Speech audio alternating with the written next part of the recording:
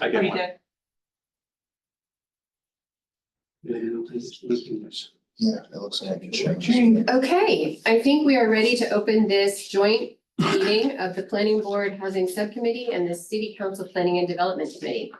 Persons who wish to do so are invited to attend in person or view the meeting on the Gloucester Calendar website or join by phone 1-309-205-3325. Also, please visit gloucesterma.gov and under remote public meetings for instruction and guidance on how to join the meeting remotely. Please note that the in-person meeting will not be suspended or terminated if technological problems interrupt the remote connection. And with that, I will call this meeting to order. I'm going to introduce myself, Jane Remsen, Chair of the Planning Board Subcommittee. We also have Sean Henry here to my left, and on Zoom, we have Beverly Bookin. And we also have Greg Kadamatori, who is the Planning Director, and we have Alex Koppelman, who is the, what's your Community title? Development Director. Thank you, Community Development Director, and Eric Kinderly, whose title I just never know, so. Definitely. And on the Planning and Development Committee, we have Val Gilman, who is a councilor at large. We have Jason Grow, who is the chair of the P&D Committee. You're also a councilor at large, right? That's correct. Jason. And we have Dylan Benson, who is the councilor for Ward 2, I believe, on Zoom. And also in attendance today, we have Marjorie, who you are the councilor for Ward 3, correct. City Councilor, and Jason Grow. Tony Gross. Tony Gross. Sorry, we get mixed up all the time. It's better on Zoom when your names are all right there. Councilor at large, correct? All right. And chair of the City Council. Yes, did I get that right? Yes, and everybody forgets the names when they're trying to introduce Oh, everyone. yeah, So, no, and also I have like. Grow and gross have always been. no, but not fun. that, I mean, you just forget people's names, you're staring right at them, it's like. Yeah, no idea who you are, right. So, this is a follow-up meeting to our subcommittee meeting of July 4th, where We we, need to start our meeting too. oh, sorry, Yeah, sorry. I'm turning it over We to just have- Jason We to just have start to your meeting. officially open our meeting, which is what I'm doing here, Jason Grow, Chair of P&D. Everybody else has been introduced already, but we are now in session. Go ahead. Thank you. So this is a follow-up meeting to our July 2nd meeting of the Housing Subcommittee, where we discussed the input given to us by the public and also our consultant regarding 3A MBTA zoning compliance. And I'm going to turn it over to Alex Koppelman. At this point, he has a little slideshow to show us a little bit about where we are and where we've come and where we're going. Thanks, Jane. I'm just gonna go ahead and share my screen. All right. So just a quick little background on me, as I know it's the first time I've met several of you. I'm really happy to step into the Community Development Director role here with the City of Gloucester. I have most recently, before this, was working for the Metropolitan Area Planning Council. It's a regional planning agency that serves 101 cities and towns. That gave me the opportunity to participate in a lot of different planning processes and to help develop housing plans and policies. So I do bring that expertise. I hope it can be an asset to this process. So I wanted to just put together a couple slides to present you with some information that I think will be helpful for everyone to have as we're getting closer to making decisions on the different options to have to comply with 3A. So the things that we need to consider, obviously the compliance requirements that are set by the state that the state's asking the city to do. I think everyone here is pretty familiar with those, so I'm not going to get into them. They are in this presentation to reference if we need to. But other things that we need to be looking at that will help us arrive at some decisions. So what are the existing plans and policies that the city has where we had great public engagement analysis? What do those say and how do those relate to the decisions that we need to make around 3A today? Also following smart growth principles, where's existing infrastructure? And then where are the development constraints that make development more difficult, flood areas that are prone to flooding, wetlands, things like that. So why do we need to consider these things and get to a decision when we are on a deadline? Gloucester has to comply with 3A by the end of the year. And so this is kind of a rough timeline of where we are right now and where we need to go to get to the end of the year. So right now, we're looking at different scenarios for compliance. We want to arrive at ones where there's some consensus between the planning board and city council, so that we can ask our consultant RKG to go and draft those regulations, have the opportunity to review them, and then ideally have a 90-day period where we could run those by the state, make sure they're okay. And depending on some different variables, we may actually need to have a 90-day review by the state to get to that point by the end of the year where we'd be able to vote on zoning that we know is going to comply with this law. So what are the relevant plans and studies that we should be thinking about? Obviously, there's the community development plan that was created in 2001, the overarching vision for the city, and that's being updated right now. So we have some takeaways from that to consider as well. The reimagining railroad study done in 2014, and then the housing production plan done in 2017. So there are relevant recommendations and insights from all of these studies. So looking at the community development plan, not surprisingly, it talks about locating housing near existing infrastructure and transit, and to avoid flood-prone environmentally constrained areas. It does talk about expanding housing choice in a variety of neighborhoods, but talks about the need to conduct planning processes to identify where that's most appropriate. It does also talk about considering by right zoning and streamlining permitting where appropriate. The reimagining Railroad Ave established a community vision for the area surrounding the downtown commuter rail station, so it's highly relevant to this process. Included land use zoning, mobility recommendations, and also a market analysis that showed that the downtown can support new multifamily and mixed use development. Some of the specifics of that study and the recommendations, it does recommend adding multifamily and mixed use as allowable in this area. It doesn't go as far as to say mandate mixed use though. It does talk about distinguishing by right permitting process and a special permitting process, possibly based on the size of a project, along with some other recommendations to basically help facilitate mixed use. The housing production plan done in 2017 really recommends focusing multifamily development in the downtown area near existing transit and infrastructure. It does talk about, again, the need to identify areas for more dense multifamily development, but really in this plan, it's all in the downtown. There are some general zoning recommendations, but as far as a higher density multifamily, it's really focused on the downtown area. There were several development opportunity sites identified in that plan. Many of them have come to fruition, as I'm sure you know, but I think it's important to consider that because of the proximity to transit and infrastructure, this is where the plan recommended focusing most development.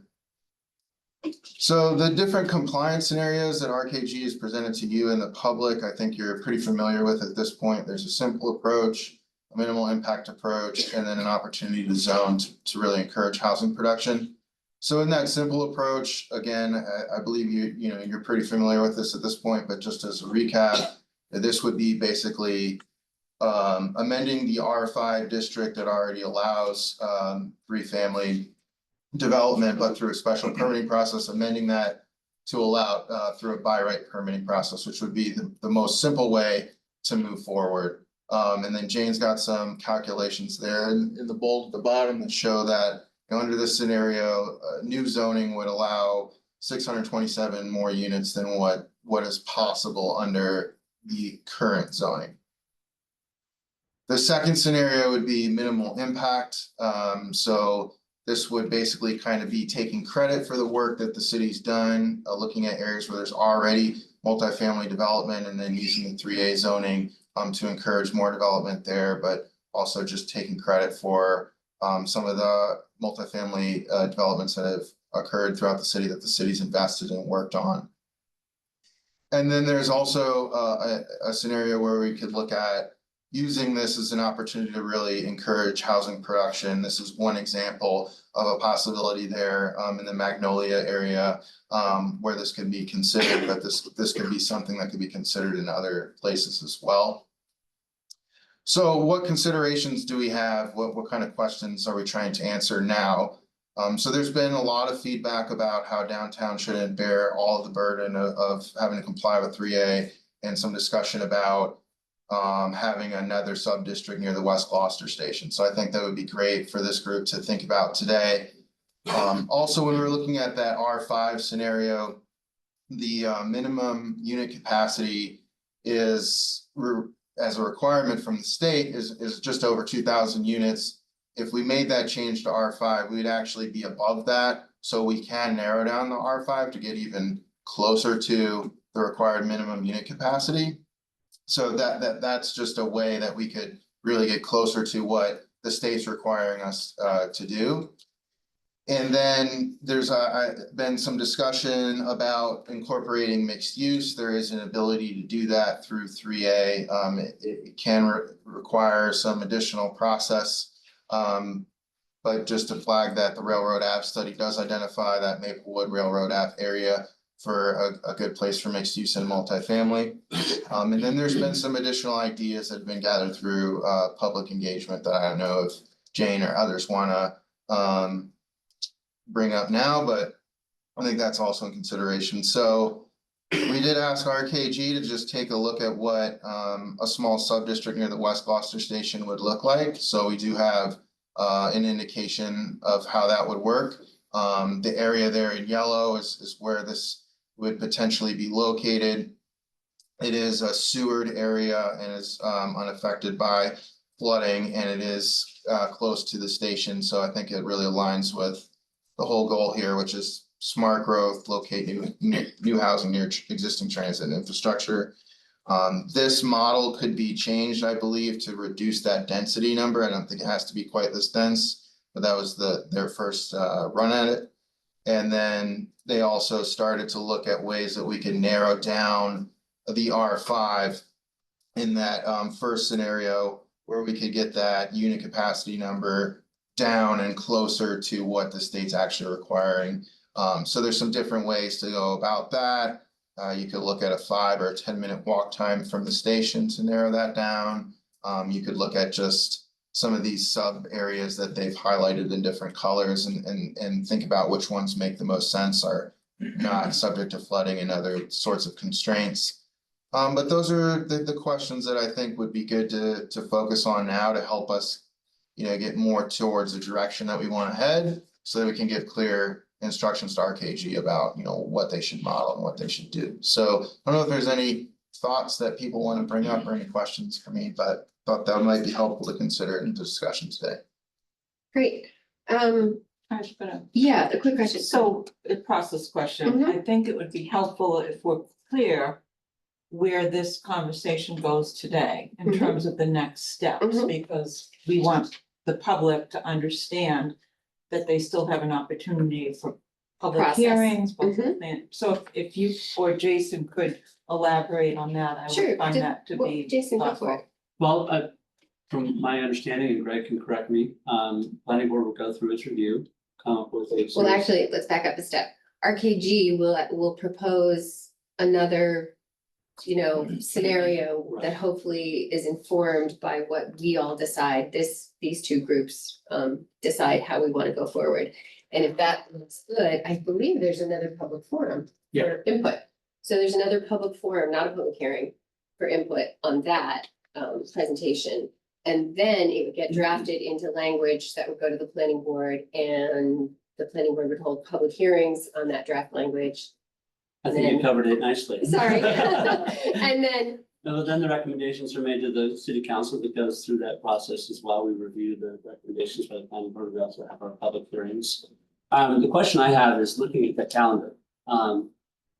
Realistically, given the fact that we're not the only community that's looking for a December 31st deadline for compliance, they're going to be bottlenecked at some point, and they're going to need, the state's going to want as much time as they can in advance of this. What's our realistic deadline for getting this resolved so that we're into the pipeline before December 30th? Because it's not about applying by December 31st, it's about being compliant by December 31st. I was working on a few 3A projects for other communities before I took this position, and we had a lot of correspondence with the state, and they mentioned just what you brought up, that they're going to have a lot of communities coming to them. So I said, to be safe, you want to have 90 days. So that I puts us- thought our submission deadline was December 31st. You're, No. Yeah, that is, Yeah. but in order to have the draft zoning reviewed, if you wanna have the state review it, or you need to have the state review it because Okay. you gotta do an EFA or something, okay, you wanna have 90 days. but hold on, Okay. that's putting the cart before the horse, because we haven't decided that that is something we need to do yet. So let me get It there. may not be It may not be- necessary to have the state review. Right, so, Right, and then, That's fine, but That's the but we have economic to keep that in mind in the economic- process. we do, Feasibility Yeah. analysis. But based on our conversation today with Chris Clutchman from EOL.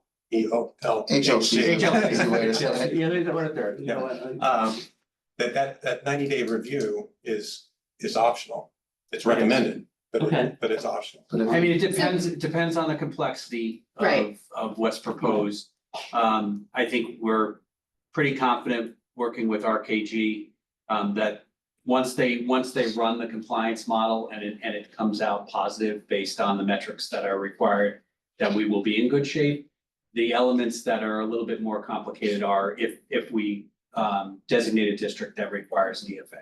so I just think we're jumping ahead here, so hold on one second. We have created a list, I'd like to share this on screen. Okay, A couple of the easy compliance stuff does not require any pre-approval by HLC. And then when we get to the mixed use discussion part of the meeting, we can talk about whether or not we need to do that. Does that make sense? Mhm. To everybody, is that okay? Okay, I'm gonna share my screen with a list of possible districts that we came up with by the last meeting, and can everyone see that, or do I need to make it bigger? If I was gonna make it bigger, how would I do that? Yeah. Okay, so we did come up with some parameters for our discussions. One is we all decided to exclude flood areas and historic districts from any compliance zones. We also talked about how do our existing plans and recommendations inform the various districts, which was what Alex was pointing out in his presentation. And we also want to be aware of how infrastructure, mainly sewer or lack thereof, affects various districts. And we clearly want to prioritize districts close to the train station.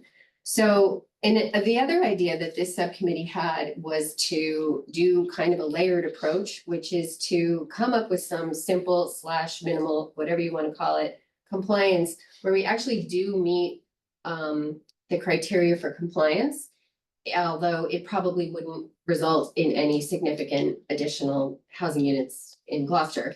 And then on top of that, add some other zones or districts that would add some more housing production in Gloucester and spread it out around Gloucester. I would love to hear your thoughts on that at the end once we go through this list. So the simple compliance model that was referred to earlier is just basically letting any 3 families in R5 be as of right instead of by special permit. That, of course, generates a few questions. And we could reduce that to a minimal compliance scenario by choosing only a few areas in R5. And I think there's some question about whether that's kind of more equitable or less equitable. Do you want to choose a few areas in R5?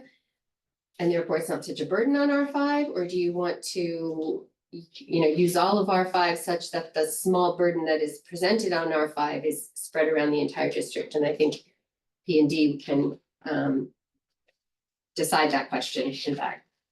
The West Gloucester Station area was number 2 that we came up with that you saw on Alex's slide. And we also had talked about the Public Housing Authority properties, and I think these locations are correct, right? Maplewood Ave and Riverdale? Yes. Yeah, where we could upzone to 3 family, which would also be great if those housing authority properties were ever redeveloped. There might be some incentive to include more units there. And now we come to the possible mixed use districts. So 2 possible mixed use districts that were identified were the Railroad Ave area and the Shaw's Plaza on Eastern Ave. Mandatory mixed use, for anyone who is listening to this meeting, means that they are required to have retail on the bottom and housing on the top. Optional or allowed mixed use means that you could have retail on the bottom, but it could also just be one building entirely of residential units. So mandatory mixed use may or may not trigger this 90-day approval from EOLHC. Okay, and that's what we were trying to get clarification on, and that's what people were talking about a few minutes ago. So Sean, could you explain what in a mixed use setting would require a 90-day pre-submission and what would not? Well, it's basically, you can work on it while it's in process. Like today, we decide to submit our area. It's a 4-page form on the state website. This is the area we want to look at. There doesn't have to be any detailed zoning language in it. It's just, this is the area we're looking at, Railroad Avenue to Maplewood Avenue, down to whatever avenue you want to go to. And for Eastern Avenue, it would be, we're looking at Eastern Avenue from here to here, this area. You submit 2 of those for each, one for each area. And the state typically will give you a yay or nay that qualifies under their mandatory mixed use guidelines within 30 days. And again, that's just a yes or no in an email, she said, that we put in our file. And ultimately, we would then, when we finally submit the entire package, that we would have to have the EFA, economic financial analysis, that would include any of the areas that mandate inclusionary zoning, both the broader 3A answer, free family by right, and the mandatory mixed use areas. And those would be separated out within the report, because there are some higher burdens if you're demanding that they give up 1 floor of housing, and how much are you letting them put above, et cetera. But again, that's not a, so a 90-day pre-approval is not required. They just recommend that, I think, strongly if you're doing a more complex. So it sounds Response. like you have to do an economic feasibility analysis, EFA, for mixed use, Mandatory. mandatory mixed Mandatory use, mixed use. as well as for anything that would trigger the inclusionary zoning. Yeah. Over 10%. Yes. Yeah, over the required Yeah. 10%. Or we allow. No, Yeah. 15, No, 6 No, units. It's I- allowable. the state allows. You could do 10%. 10% inclusionary If you have without an 6. EFA, if Right. you do 15, which your Which we ordinance have. Right. requires, then you have to do it. Okay, so the circumstances under which we would not have to do any of this would be if we did a optional mixed use, correct? Yeah, you Not have could to just, file you could anything. just allow mixed use, but Right, not mandate it. right. You may still have to do it based on inclusionary. But if but we you kept wouldn't it have to that 5 units or less, it wouldn't trigger our inclusionary. Correct. Correct? So again, that would Yep. negate having to do the economic feasibility study, Yes. correct? Just like at the location. I do think the EFA for inclusionary above 10 is pretty straightforward. I think the EFA for mixed use would be more complex. I have a question too about the mandatory versus optional mixed use section of the area. If we're looking at potentially encouraging some development around the Shaw's Market area. An optional mixed use would mean that there would be greater likelihood that Shaw's might disappear because they wouldn't be obliged to continue to keep any sort of retail use on the ground floor. And they could tear the whole thing down into housing development of some sort. But if we keep it mandatory, same thing could happen with the 40B, I suppose. Right. But by keeping it mandatory, at least you have you're saying we want to continue to encourage retail use on the ground floor in this area. So. And if you designed it so that it was actually financially feasible for a developer to do that, then you might dissuade a developer from coming in with a 40B project and going through that process versus doing a by right process that's spelled out. So which method dissuades that?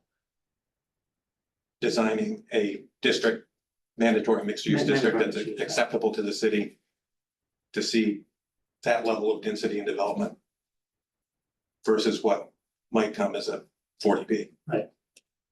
Are we just Yeah. Now we're want to start discussing. discussing We it? can, but we're Okay. discussing point number 4 unless you have. No, I would like to discuss number 4. And 5 would go in there. So I think that is imperative, that we would consider a mandatory mixed use. Because without Shaw's or another grocery store at that location, it would negate the whole premise of trying to make everything a walkable opportunity for people that don't have cars or people that already live there and depend on that. And having watched your last meeting, I know Beverly spoke very passionately, Beverly Bookin, who's on the call, about how we'd have to seriously think about how we would do a temporary grocery store during any type of development if there was a developer that wished to take advantage of the mandatory mixed use. Because you can't take away the opportunity for people to buy their groceries. And I shop there a lot and it's quite popular and a lot of people walk. And that's a big deal. But I think that the premise of a mandatory mixed use there is really important. Because we can't allow a developer to come in and knock down that store and not replace it with another grocery store. I think that that's really important. The other option, of course, is to leave that piece of property out of the mix entirely. Yes, that's what I was gonna say. You just- We, in 2021, this housing subcommittee looked at applying a 40R smart growth district to that area. And it's a little bit off topic. Oh, Dylan has his It's hand raised. also a recommendation in the railroad. Yeah, let me just share, I just wanna, Dylan, can I just interrupt? Yeah. Dylan, Yeah. if you want to speak, I think it would be most helpful to just say, excuse me, I have something to say.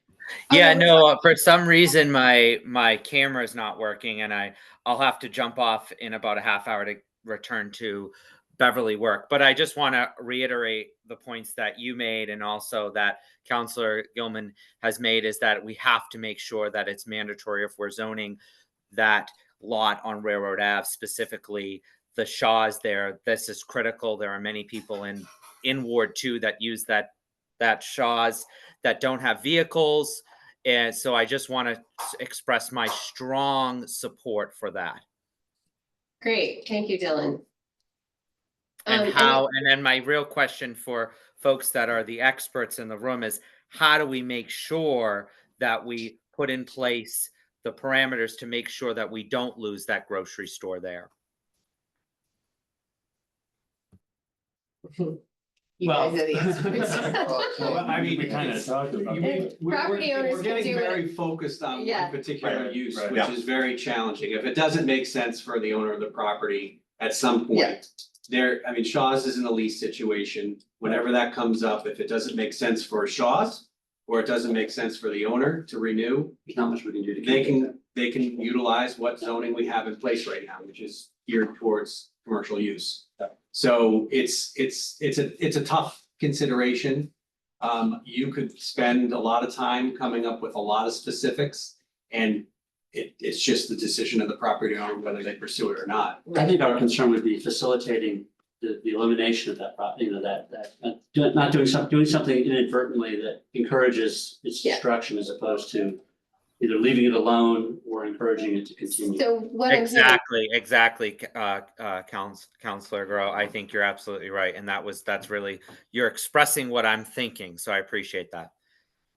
so what I'm hearing is that it is important enough to go through what might be a slightly onerous process of pre-approval, et cetera, to make sure that we do keep a mandatory mixed use district in that area. If we decide to continue to keep that piece of property in there, but yeah. And to your other point, Jason, that again, this subcommittee looked at a 40R smart growth overlay district in 2021, and we got a little gun shy after some not being successful with some other zoning, so we put the folder aside. But that's another way to approach this district as not being part of. But not part of 3A. Not part of 3A, table it for now and take it up Beverly's waving her hands. in January. Yes, Beverly, please speak. Yeah, I'm still trying to weigh the pros and cons of required mixed use versus optional mixed use, but off the wall suggestion is certainly one option would be for the city to buy the site and then put together the program at once and go out for developers and then see if there would be developers who would develop in at the housing density and with the ground floor retail that's required. But you know, that's a big ask, but it is one way of getting around the landowner deciding not to replace the grocery store. Did Beverly find a bag of capital on that? Pardon me? I said, did No, you no, no, find it's, the you money know, but I around mean, a somewhere bigger we don't city, know about? like, a bigger city, they have more resources, would try and buy the property and then work with the private development community to get the program it wanted. I'm just saying, it shouldn't be off, it should be in the back of our minds, if not, maybe not practical, but it is another way to skin the cat. I think the flip side to these concerns about downtown and Railroad Avenue. Was when we were discussing with the state representative about the debate about Eastern Avenue. The Shaw's area, whether to include that as a mandatory mixed use. Because I think as Alex pointed out at the last meeting, it doesn't as neatly fit into the state's design of what a mandatory mixed use district should be. And when I mentioned that, you know, again, the fears would be losing a grocery store there. And basically said, if the current economics are working for the property owner and they have a valuable retail client in the grocery store, they pursue to add housing, they would add housing, they're not likely to tear down the grocery store Right. and replace it only with housing when the market's there. I'm inclined to support the idea of a mandatory mixed use in around Railroad Avenue, especially along, you know, Railroad Avenue and Magnolia as an option if we want to do that. And I think that has got some merit to it.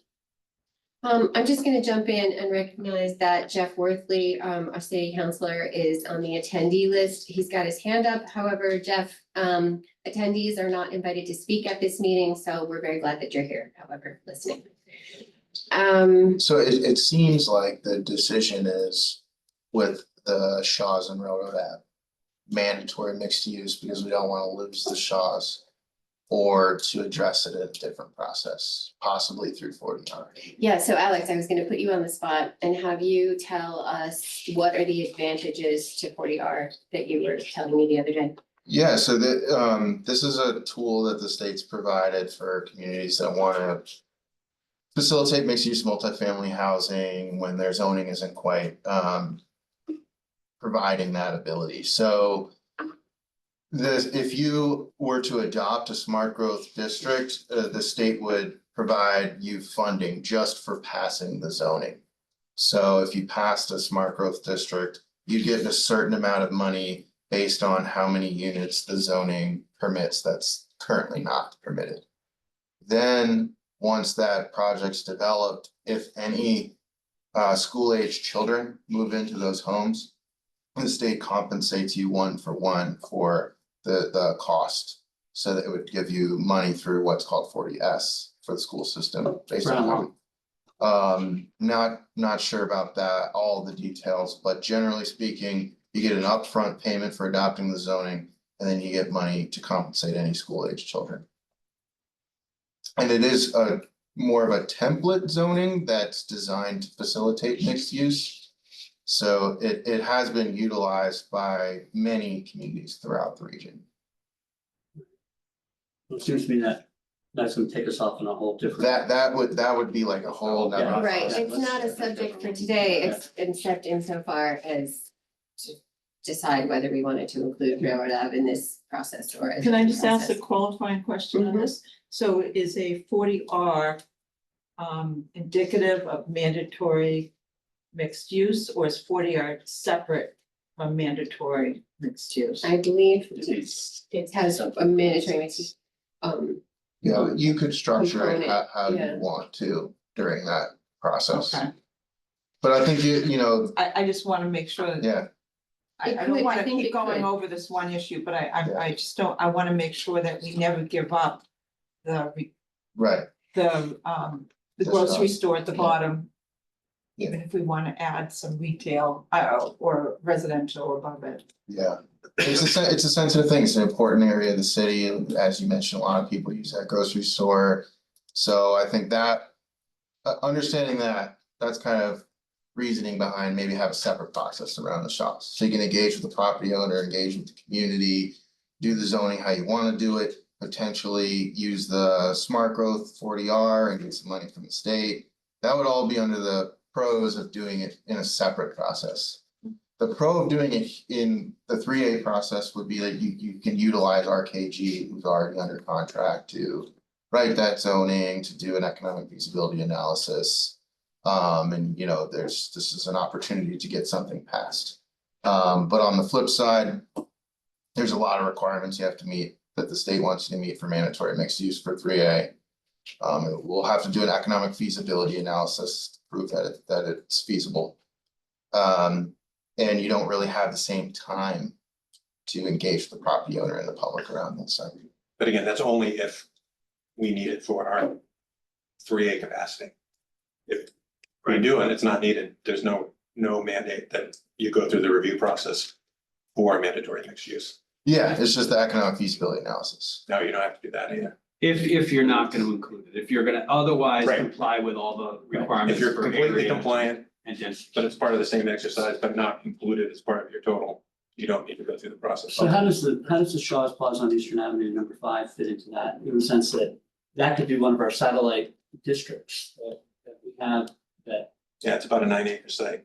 so why would we not want to include that in as a, would that, if we included that as a mandatory mixed use district? It won't qualify It probably won't qualify. Why is that? because of its location. It has to be located Within the Brand, half mile radius. Oh, for There's some 40R? criteria of where you're For allowed. mixed, for mandatory mixed use criteria. Yeah, we Or could could include use it. it as a You can satellite. create as many But it wouldn't districts as be- you want, if it's but it not wouldn't be included mandatory. in the minimum requirements for 3A, you can do whatever you want. Right, yeah, So I guess that's to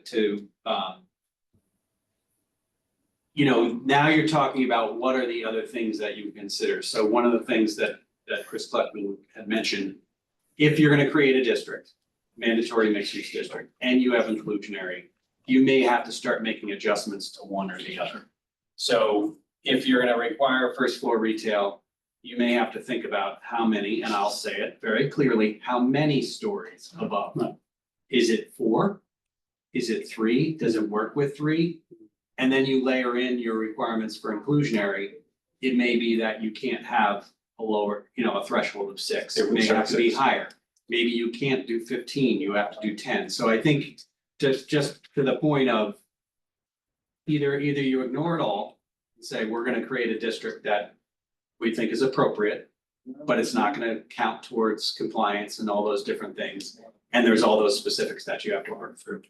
If you're using it as part of 3A, you're going to be constrained into certain requirements that you may or may not want. So one of the things we could do is utilize the RKG, the consultant, to help us develop this a little more and see how, you know, once he runs it through the compliance model and everything, see how it comes out. I think the other thing that you have to consider is it's not just the Shaw site. You have to create a district Right, and there's varying lot sizes, so it has to play out and make sense for everything that you're going to zone. right. And then, I mean, they could run through the compliance model and we could know at the end of it, you have to allow 5-story. And Right, and that's a that might decision be, tree and that might to- be, right, I don't know if anybody's Well, gonna if be we were- comfortable with that. If we require the mandatory mixed use and our inclusion, it'd be 5 stories, but Right, the other option to include Eastern Avenue, and again, to the point that I think we heard at the last public forum, people wanting to see it, our response to 3A spread around the various awards is that the Eastern Avenue Shaw's area makes sense to include, and we don't have to necessarily include it as a mandatory mixed use district. We can include it as a multifamily district with mixed use as an option. And we don't have those hurdles to hit with that. Can I get back to also, we were talking about, Hang on, one sec, because Beverly's hand is raised, so after you speak, I will recognize Beverly, go ahead. Are you recognizing me? Thank you. No, I was saying after Jason, sorry. Oh, I was sorry. saying Okay. after Jason, the one sec. I think it probably is, chances are Beverly's more on top. I want to go backwards on one. So why don't you go ahead, Beverly? Okay. I lost. You got me? Sorry about that. I wanted to talk about Eastern Avenue because I think it's really a good opportunity, whether it's included in the 3A or not.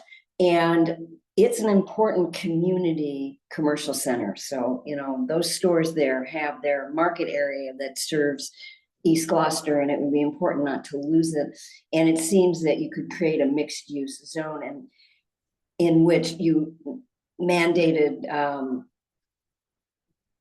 main floor, ground floor, commercial with above residential, and let it develop without all of these restrictions that apply to 3A. But it's just something that I think we can, I would recommend parking and going back after we make all these other big decisions. Because it's a really major potential redevelopment site that could yield a lot of housing and still not destroy the commercial base that's on that site. Getting back to this idea of having other districts that, like West Gloucester, and it says here apply R5 zoning. We're not talking about changing the underlying zoning R10 and R20, which is there, but we're applying R5 So capacity on multifamily. just to be clear, what RKJ did with most of what they modeled is they used some of the basic parameters of R5 to see what the capacity was so that you could kind of apples to apples, because we have R5 and we have a large area already zoned in that way.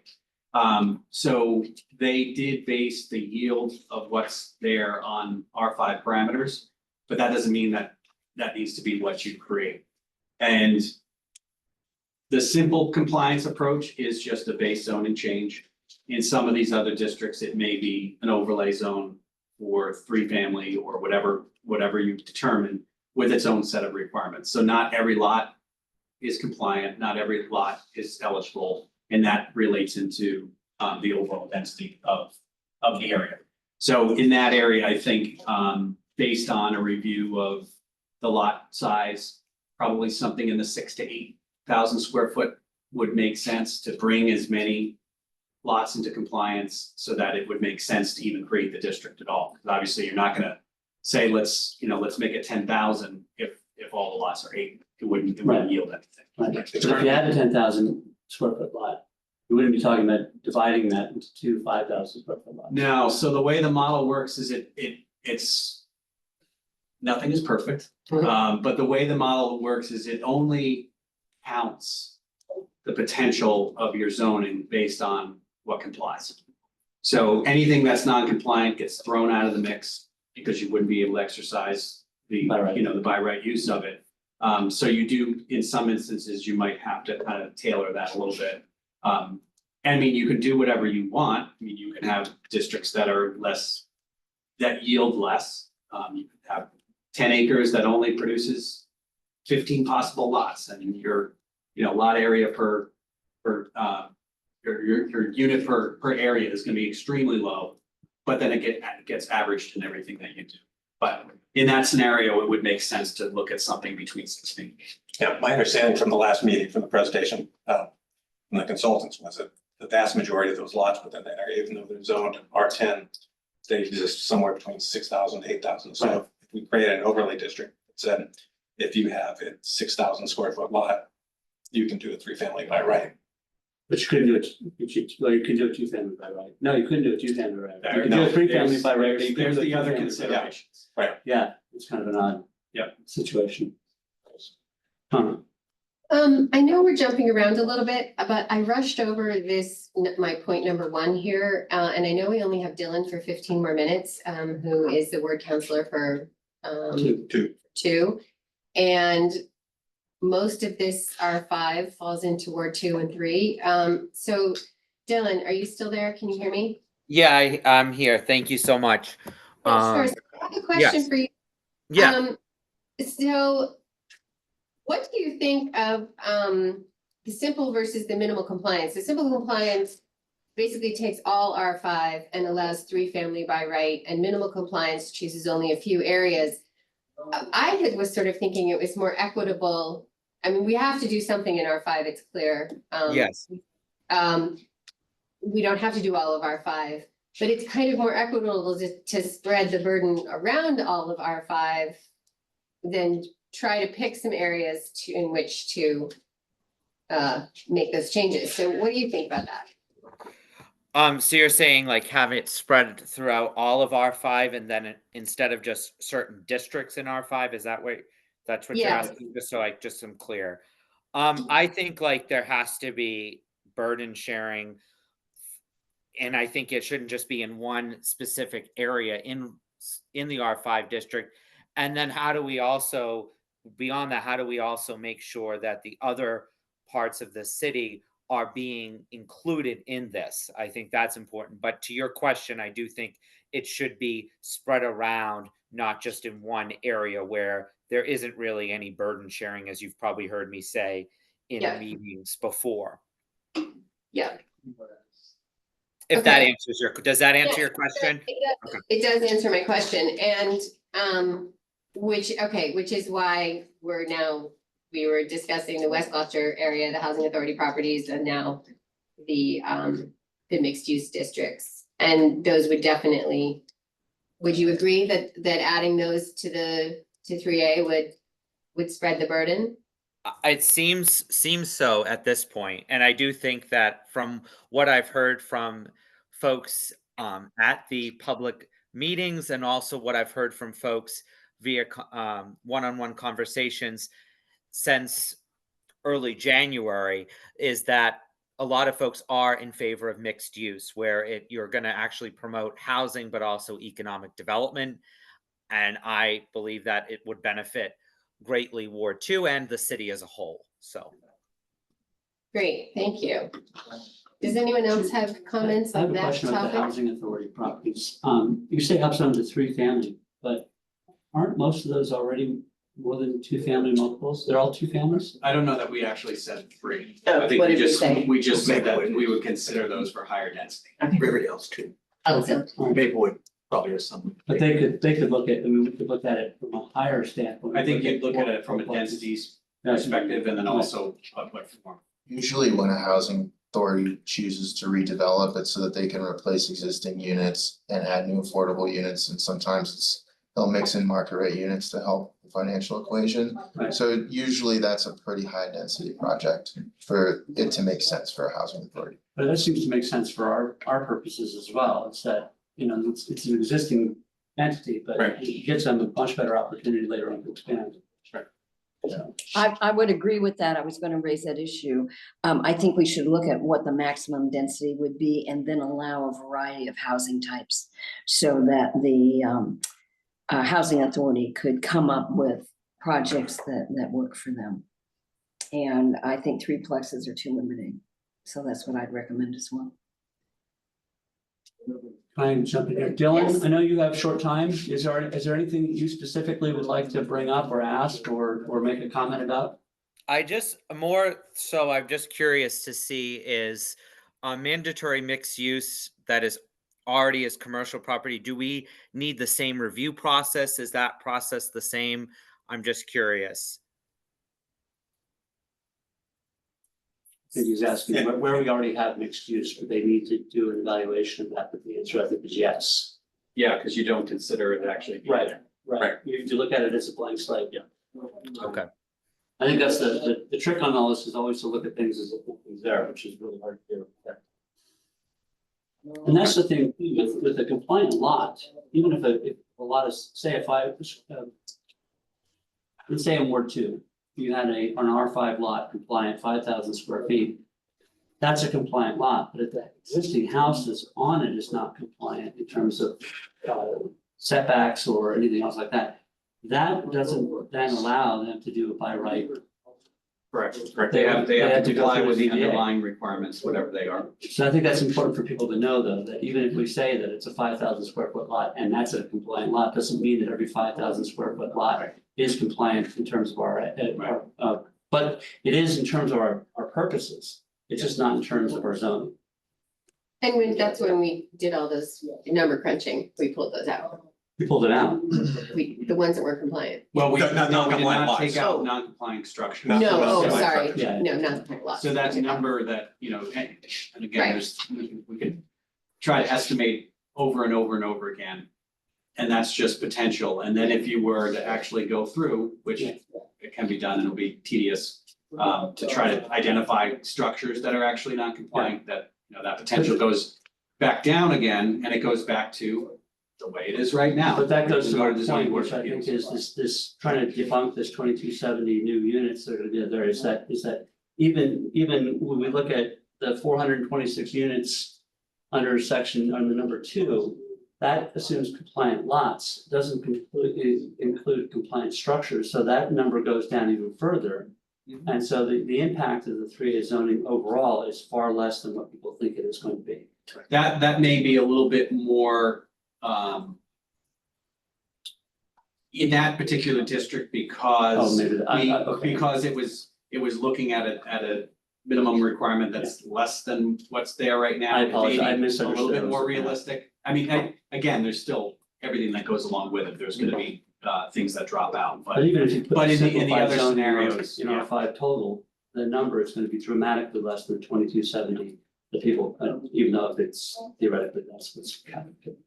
And before I leave, sorry, I didn't mean to cut you off. Go ahead, Dylan. Is I do think like how do we bring what I've been thinking for several months now is how do we bring in the reimagining railroad study to this? I know I just want to make that clear since I'll be leaving, is that I am in full support of trying to bring that study to fruition through 3A. I think there are many folks in Ward 2 and across the city that have expressed support of that study being a part of this. So I just want to express that before I leave in a few moments and return back to my day job. So Dylan, I would just encourage you to take a quick look at 40R Smart Growth. There's a great website on it. Okay. I think that's another alternative for this area that might be even better, especially with the money from the state.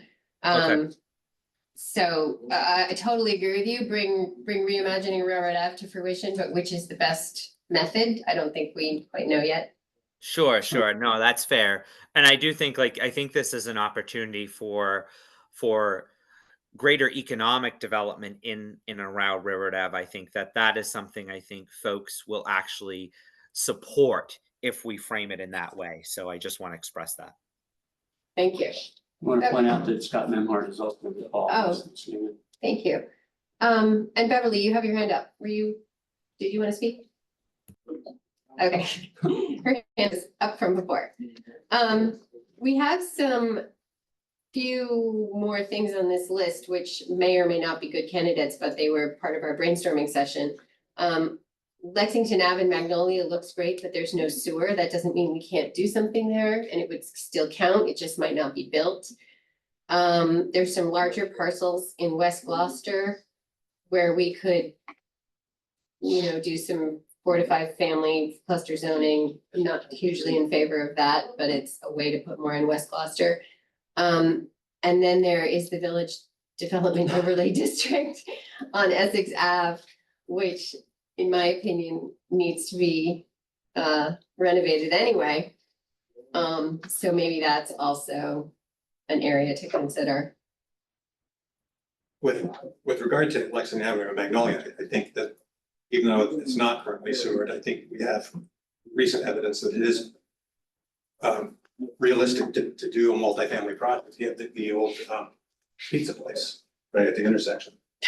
I really want to bring that up. Well, just five units, five units in the Magnolia Avenue before you turn. Yes. 5 units multifamily housing over, I think it's 2 commercial spaces downstairs, one of which was supposed to be a restaurant. And I imagine that's all combined, be pretty decent septic needs for that. They were able to do it on their site. I think if we zone for it, then it It might may happen. If happen, it doesn't, if it doesn't happen right away because there's no sewer, then that's fine, but, you know, the Dunkin' Donuts out there, which again, had adequate, septic capacity for a restaurant, closed down because they didn't have enough customers. And if there were more people out there, maybe they wouldn't have closed down. So I think it's, again, it's not one of those things that's gonna have great immediate impact, but it opens up the possibility for some potential projects there. And again, to Dylan's point, it more equitably spreads the zoning response through Gloucester. We haven't talked about anything in Ward 4 or 5. I mean, we've talked about 5, but we haven't talked about Ward 4. We haven't really talked about Ward 1 other than Essex Avenue. We're not looking at any potential residential zones that would be, you know, looked at in those particular areas, or what is that? I was scanning earlier this morning on the in the TCs, their zoning tool. And my glasses. And they have, again, it's not the all end all, but they have a suitability score, isn't the dark blue. And as it was scanning along Washington Street, Cherry Street, going out, there's very little with high suitability. In fact, I think the only parcel I saw that was rated for high suitability was the Sportsman's Club, which just an unlikely target. I'm not the word council. I think I want to, I'm very cautious on a number of reasons for taking. But others, and again, it's, you know, take a look at it and play around with the site. Where is this? The MEPC, the MHP, I think, the Metro Housing Partnership. no, they have one also. That's their residency one. This is the MBTA Communities Act District Suitability Analysis Tool, which is on mapc.org. The one that Eric mentioned is called Residency. And We looked, you and I went to a seminar on how to use this, as I recall, right? Maybe we could post the link for that on the website, Eric. And you're more familiar with the model than I am. Do you recall what goes into the suitability? Not, I mean, the further away you get from the train station, less yeah. suitable. Letting areas not suitable. there's a list of criteria, and I think on the website, when you're on the website, you can actually choose which criteria you're actually applying to the menu, but I think by default, they're all on, and to Jane's point, key to that is accessible transportation, other amenities, walkability, et cetera, et cetera. So, but to that point, the somewhat beyond the modeling that the consultant did for the West Gloucester station, they show a bit more greater suitability in there, so I don't know if that's something we want to ask Eric to expand. Yeah, Eric, could we pull that up? Well, you want to see the suitability tool? No, No, I think she's talking about could the model from, the model for the RKG. West Gloucester rail Yeah, station. I can bring that up. What about looking at existing neighborhood business, village business districts? Where we have a mixed use component already in place, is that, is there any discussion about looking at what Lanesville in that area along those corridors? I mean, it's not next to the train station, but it certainly ties into the idea of walkable and encouraging mixed use and multifamily in that its own. Right. And it, again, addresses the issue of sort of spreading the burden around the entire city. They did look at those areas, and rejected them for some reason, no? Here? No, like Lanesville and, Yeah, I don't think there was a big enough 5 acre district that made sense, that didn't have a lot of things that fell out. Okay. And also what were you gonna apply in terms of standards, so Yeah. there wasn't a lot of opportunity. And the more you do, because 50% has to be within station areas, like if you have a larger area outside. you have to increase the density. I've heard you guys talk about this, but I'm confused. If at least 50% has to be within the zone. But if you have 50%, if you have more than 50% in the zone, so you have 70%. You have plenty of latitude to put stuff outside the zones. Yeah, because everything outside the zone is gonna be far smaller. Right. And again, if we go with what Dylan and Jane were just sort of leaning towards and doing the zoning for all of Ward 5. The capacity is way overboard, way over towards the side of, around the state. It's much more than what you're required. yeah. And so if you add, even if it's a theoretical 250 capacity around the Gloucester train station, that's inconsequential in term, or West Gloucester train station, inconsequential to the total number and percentage. So I guess I'm gonna take a little bit of a half step back.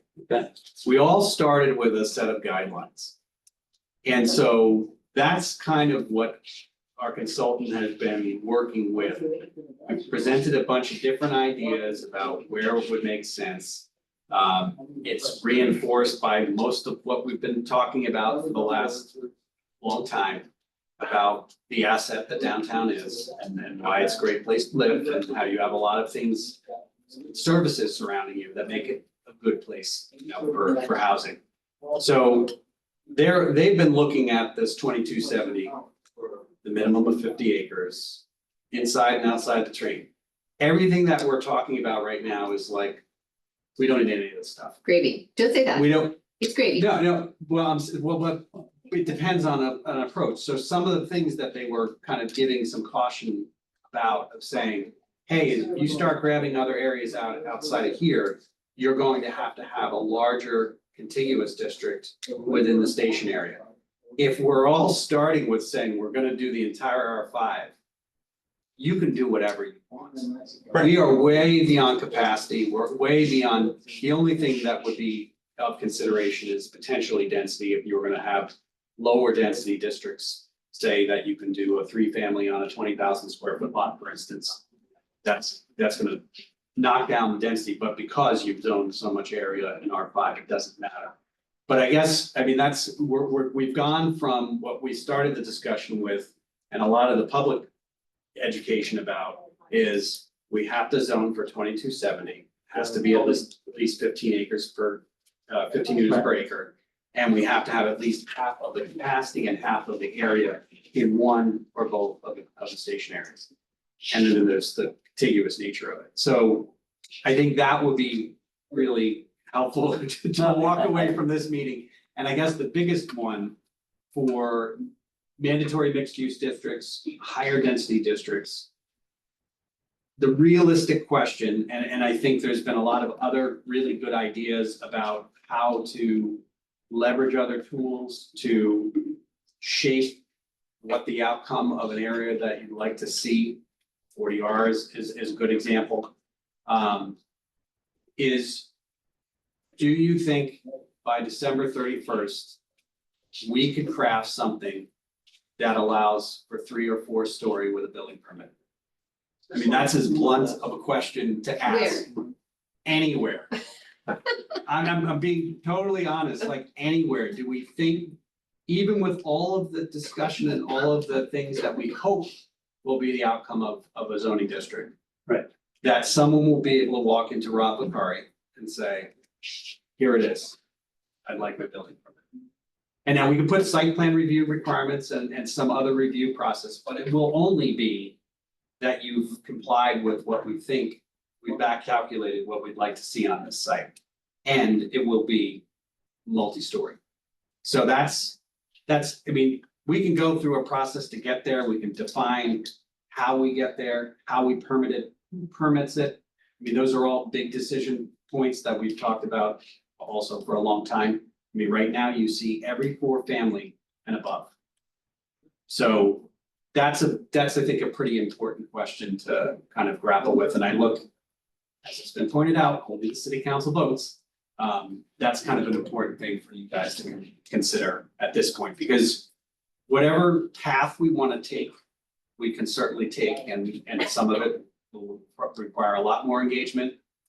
Or we are at December 31st trying to figure out if we want to work within the constraints of the guidelines or not, and come up with something that would allow for, for a permit to be issued by the building inspector. And that's great. I don't want to say that, I was a little concerned in some of the presentations about this concept of paper compliance, because I feel like that's my least, I think that's a worthless exercise, frankly. It does what we need to do in terms of state compliance, but we have a housing crisis. We should be working towards facilitating the creation of housing. And whether it's the simple method and we only look at it, a smaller area, that's a start. I think the reason we're looking at other places is because, as Dylan said, there should be some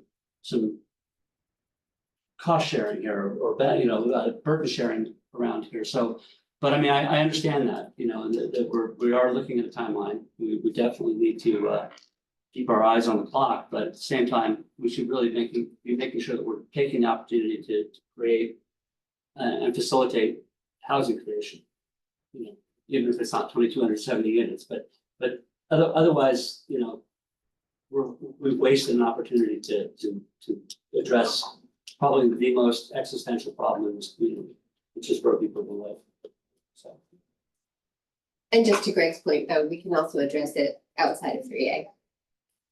Like we did a couple of years ago. Like, we'll try again. But I think also from the public's perspective, at least what I've heard, is it was divvying up 2270. Yeah, no, I The agree. community, and we're kind of way beyond that at this But see, I point. think that was a part of the misunderstanding of what 2270 was. 2270 was a generalized target that comes from a formula state gave sort of a baseline, like 15 units per acre, right? And three family. Three family in our R5 zoning is what 26, 27 units per acre. So we're not looking at going around trying to find new zoning to create that exact target of 15 units per acre, because we know that would be a worthless exercise. And so I think we should put aside the fact that we're going to try to queue as close as possible to 2,270 potential units, when we know, number one, that the potential out of that 2,270 units is, to use one of Beverly's favorite words, de minimis. It's like nothing, virtually nothing. And frankly, if we do the big half-mile area zoning around the train station and zone that all for three family by right, wherever it can do, that's a pretty minimal number of potential new units that happen. And more to the point, about to Jason's point about we need more housing, we need more affordable housing. Three family by right does virtually nothing to achieve any deed restricted affordable housing. And very little housing overall. It will get us to that, I think, more affordable market rate housing, but nothing deed restricted. And I acknowledge your point that coming up with the zoning to do, the railroad avenue to respond to that. I think we have a lot of the work that's been done already with the Reimagining Railroad Avenue study. That was, a pretty good list of this is what you should do, this is what you should do. These are the parameters that you're gonna have to look at. 40 feet, is an example. We have the 10-page draft zoning that our prior consultant gave us sort of on our way out as something to chew on that, again, we put aside at that time. And I understand we might not get that as much as I'd like to in time to get our December 31st deadline. But the other areas of, again, including doing just a blanket, keep it at the 5,000 square foot calculation, three family by right, doing that over at the Eastern Avenue Shaws would be fine. Doing that around Lexington Avenue would be fine. Doing it wherever else we can find, just so we can point back to residents of wards 2 and 3 who said at the public forum that they want it spread around. They didn't come in and say there should only be 1,135 units down there. They said we want it spread around. And so I think that the final equation of what our ultimate theoretical capacity is at the end of this exercise, we know in advance, it's not gonna be nearly that much.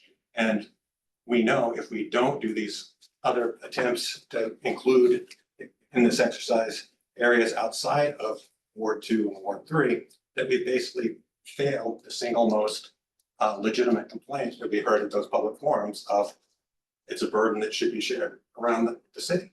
So again, if Railroad Avenue is a lost cause at this point, you know, I'll swallow that. But I think we have to continue looking at other areas throughout the city that we can include at least a portion of this zoning. So we can, when we have the next forum, we can look those people in the face that are in the audience saying, did you respond to what we asked for? And we can legitimately say, yes, we did. The majority of the units, the biggest percentage are still around the train station because that ultimately makes the most sense. But we did our part as a planning board and ultimately the city council to expand it as much as possible in other areas of the community so that we all are in fact sharing this as a community. I've heard that from you. That's so, but I'm just saying directionally, is that where you would think that this should go? I know that they can't speak, but if they can nod. What would the argument against that be?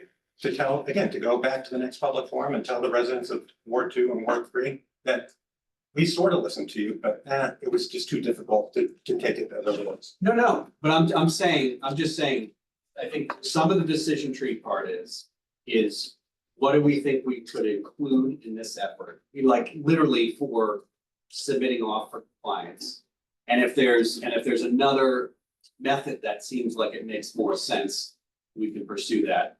And I think as Alex had pointed out, we have RKG to work on things for us. And they could model something. We can see exactly what it looks like. You can see that it might not comply with, you know, what the state is looking for a district, and then apply that in some other way.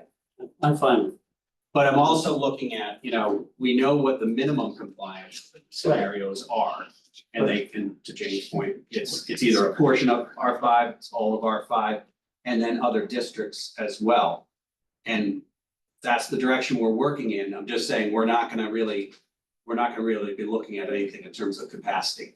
So when somebody also says, well, what about this whole capacity issue? You're now showing me 7,600, what's actually gonna happen?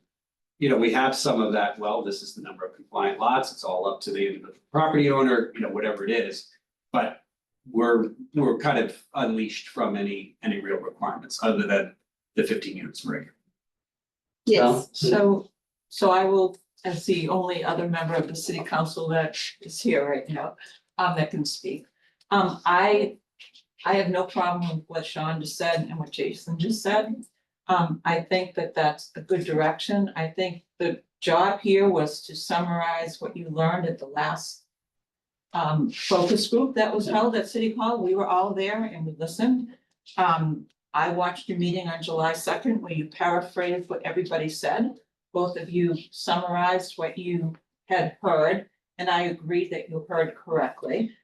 And so the process now is we're back here and you've done your work. And now we have another series of public engagement, right? And maybe some more people will come from Ward 5 and Ward 1, because now you have some elements here that will affect those wards.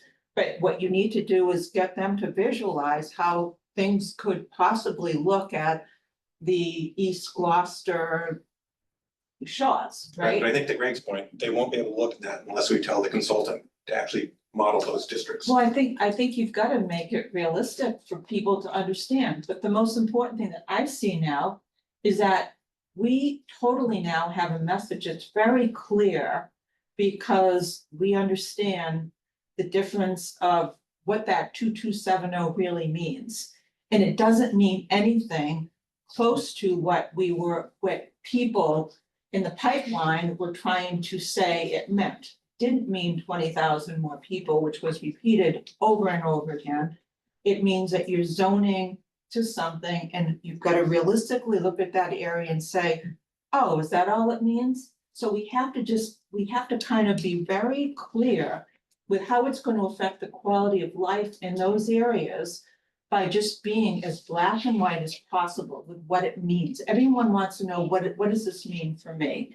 And I think that that's important. And this is nothing like people that were so afraid of us having 20,000 new people, that is not what this means. So, I'm comfortable with this approach and then listening again. And I like how we're using this modeling as an opportunity to continue to kind of work Further the through it. conversation. Right, exactly. Beverly, you have your hand up. Did you want to say something?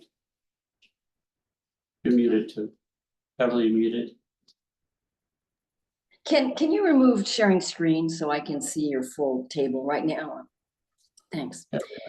Okay, so we have 45 minutes left, and the question is where we go from here. I'd like to leave this meeting with some agreement.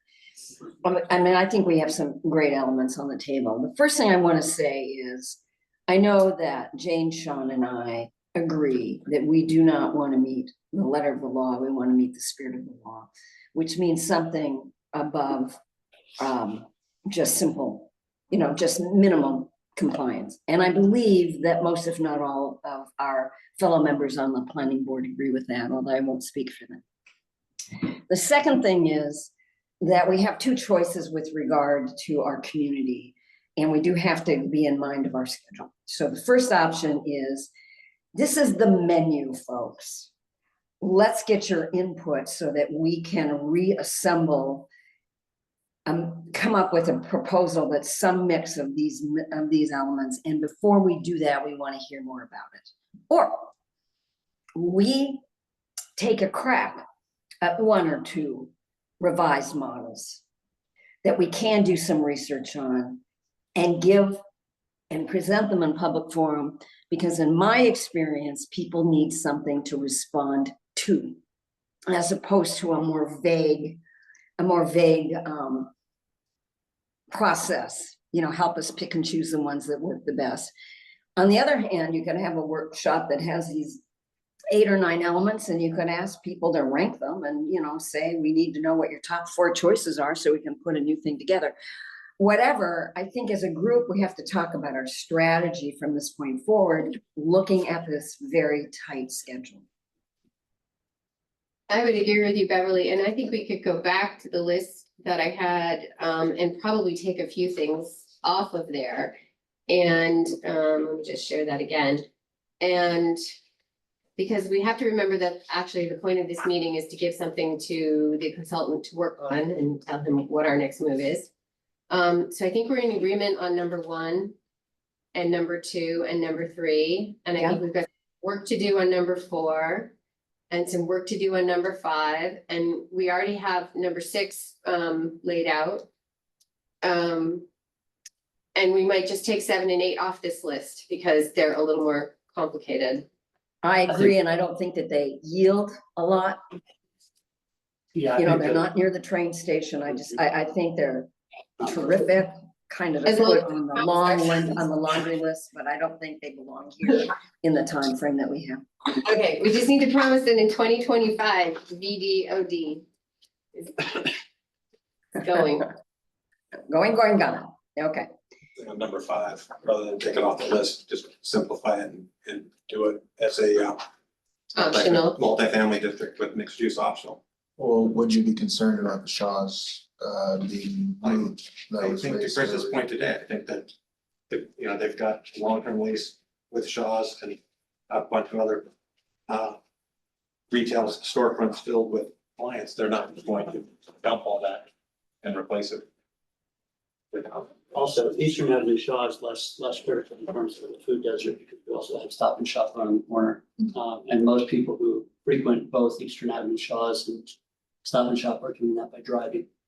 They're not reliant as the downtown folks are on Shaws as a. Community comfortable with optional use there, but not the Shaws in the downtown, because that is dependent, the community walks to that grocery store.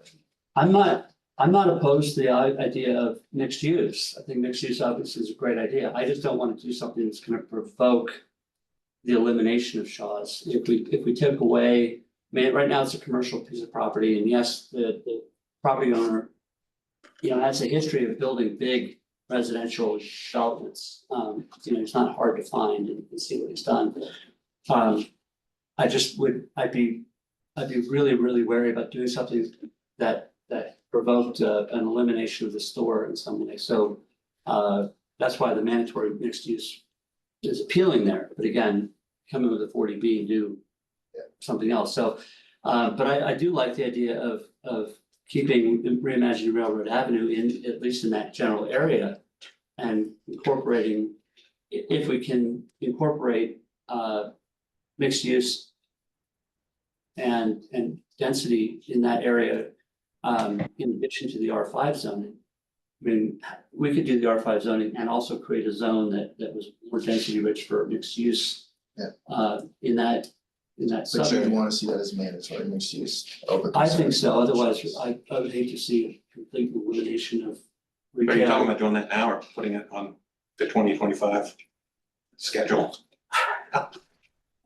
I mean, Well, I think in a perfect there's- world, I'd see us doing it now. Right, I think there's another step though. I mean, we can utilize our KG to see how hard it would be. Yeah, I think.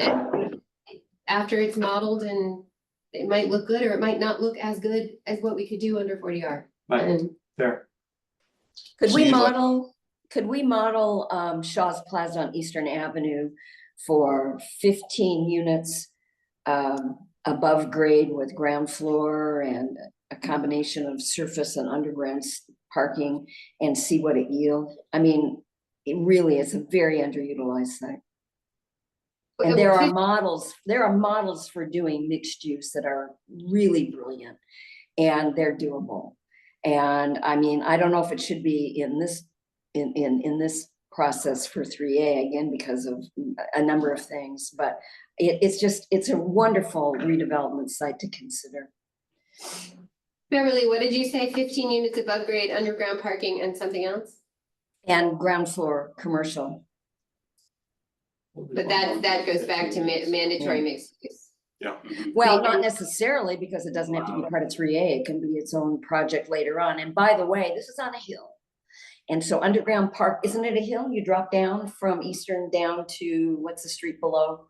You have the opportunity to build in ground floor at a much less expensive model than if you had to dig it, just like the Y project across, you know, the new Elders thing on Middle Street. They were able to build underground parking and using the hill. So it's a great site. It's got size. And it's an important node of commercial that we should encourage for people who live nearby. Even if they drive, it reduces their trip lengths if they can go to Shaw's and not go to Market Basket, for example. So there's some advantage to, but I mean, I think it's a wonderful thing. I'm just not sure that we have the time or this is the right place to put it in. For 3A, I mean. All right, so where does that leave us? That leaves us back here again with the simple compliance R5, which has already been modeled, the West Gloucester Station area, which has already been modeled, the housing authority properties, which would be easy to model. And asking, There's a question about, Yeah. about one with R5. Do we want to see different variations of that would get us closer to the minimum unit capacity number? Right now, it's about 3,000 units over what's required. And while I know that's definitely not reality of what would be built, it's going to cause a political challenge. But the problem it would create a political challenge if we don't do it broad-based across all of R5, is that then we would be tasked with choosing which streets where I get to do 3-family by right, or I'm forced to live by a guy who gets 3-family by right, and my neighbor across the street doesn't. So I think that's a more politically fraught situation. Whereas if you say, look, the reality is that most of these lots aren't gonna be redeveloped. But to be equitable about it, we're gonna do a big circle and include all of R5 within that circle, Yeah, and within the I, calculation. and I understand that point. I think that's why you have to have an objective way to look at it. So let's eliminate areas that are flood prone. Right. Let's, concentrate on infrastructure. Another way that we could look at this is proximity to the station. Can you actually walk to the station? So we could do a 5-minute walk time, a 10-minute walk time, and see what that looks like. Not saying that we move forward with one or the other, but my question is just, do we want to ask our consultant to show us some different ways that that could look? Well, I think that the 10-minute walk, that's what the half-mile circle is. I basically live on the half-mile junction and I walk there in 7 minutes. So could we do a 5-minute walk? Yeah, but a 5-minute, 10-minute, So he could probably do it in 3 minutes. this is the intractable problem. Sean and I agree. You can look at the R5 just because there are so many restrictions on using the 3A, that in fact it would be a benefit. It's actually a benefit to the property owners who qualify to be able to do it, and we don't want to pick winners and losers according. But the perception is that if we include all that R5, that we're putting too much of a burden on Ward 2 because they see it as a burden instead of seeing it as an opportunity. And that's a problem. So if we come up with some mixed use alternatives or some hybrid alternatives from the 3, we toss the 3 out that we started this conversation on, and we come up with, say, 2 hybrids. One of the ways to distinguish the 2 hybrids in the simple part is we got 4 little neighborhoods around the station, and in one you have 2 of them and the other you have 2 of them, or something like that might be something that people could examine as a alternative. But fully, I agree with Sean. I put them all in if people saw it as an advantage. They just Yeah, you may move forward with the whole R5, but my question is, do you want to see some different ways? Do you want the consultant yeah, I to split them up and give break them some that down? direction. Again, to Sean's point though, if I live on a street and my neighbor across the street can do a 3-family by right, but I have to go through the whole process because I have to get Yeah. line, even though Absolutely. they're two absolutely identical lots. Doesn't that already happen? Because the R5 is broken up into lots of different ways. And Not if they're compliant lots. If you have two people with identical compliant lots across the street from each other and the line runs through the middle of the street, this guy can do a 3-family by right and this guy has to go to the zoning board of appeals to get a special permit. You're adding extra burden, cost and time onto that project that you're not doing with this project, literally across the street. And there's no other reason for it than an arbitrary line. I mean, if it was different between a zoning requirement for 10,000 versus 5,000 or something like that, or they don't have the setbacks or whatever, that's one thing. But if you're talking about 2 identical, this is what we got into last year with the 2, 2-family by right thing.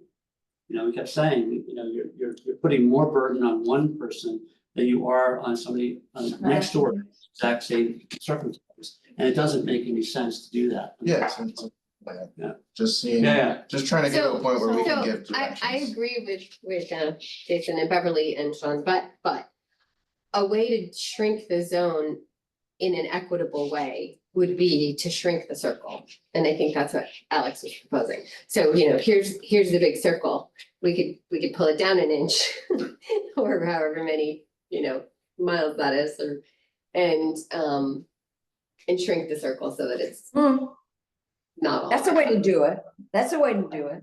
So that the outlying areas within the circle leave, as Yeah. opposed to choosing one to the north and one to the west and doing, because there are 4, there's pink, red, green, and whatever, is making the circle smaller. And the analysis would be, what's the optimum circle?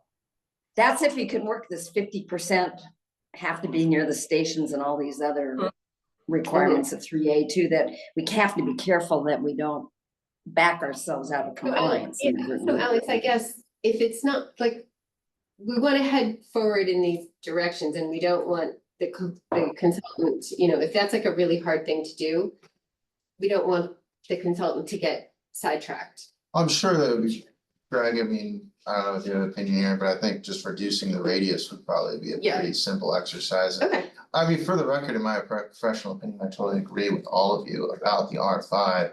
I'm just concerned Yep. about the political optics of being that far over the minimum and what folks who don't want this are going to say. To the political question, again, I would say that we, this end of the table over here, and Beverly and you guys should not be operating from through a political lens, that basically, I think, we're supposed to, as the planning folks, design the best zoning that addresses Gloucester's particular needs and Gloucester's particular makeup, and forward that, all of that, as much as possible of that. And again, this list, beyond just the downtown area, but this list as well, forward that to the city council, who is the political body, who will ultimately be making that decision.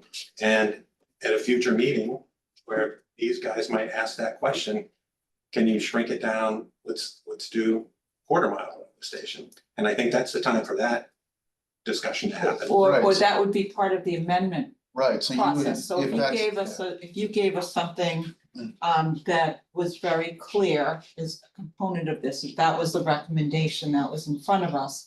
And we felt that there, after listening to 2 public hearings, you know, and listening, you know, if we felt that there were points that we wanted to bring up, we could go and amend that to shrink it down. I mean, I think we understand quite well the process of the decision-making that happens at the council. I mean, I've been on the council now for 9 years and went through the last process several years ago, and I definitely get it. But, you know, we have to be cautious as well on this. Well, Because, you know, the worst thing that I would believe, and I'll speak honestly, is going through this and getting so close to yes without even doing anything. And then run the risk of not getting the 5 votes and then losing out on millions and millions of infrastructure grants I would going remind you forward. again, every politician, every elected politician in Gloucester ran during the last campaign in support of coming into compliance.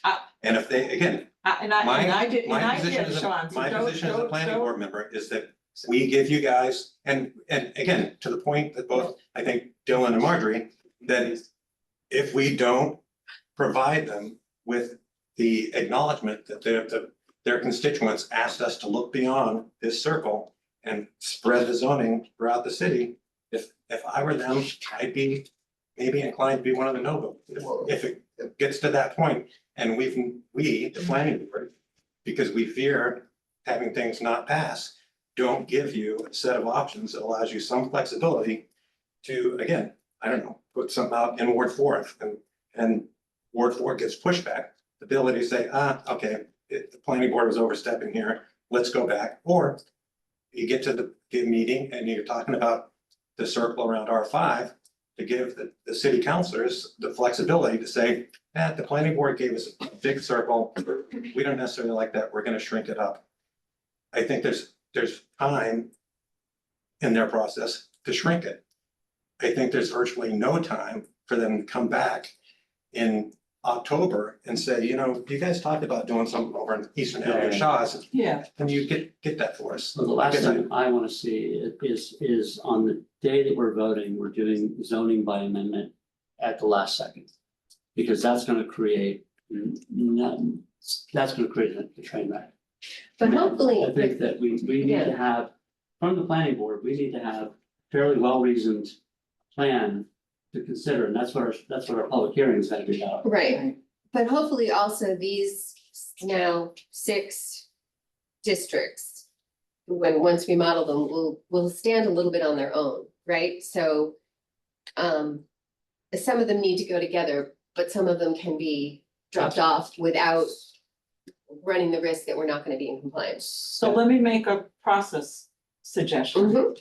As you did at that last meeting at City Hall, you created a front and back, very clear document that really clarified all the misleading things that some members of the public had made huge overstepping in terms of what this was gonna do to us. So that document in itself was really helpful. So I would suggest you take that same simplicity to putting this in writing.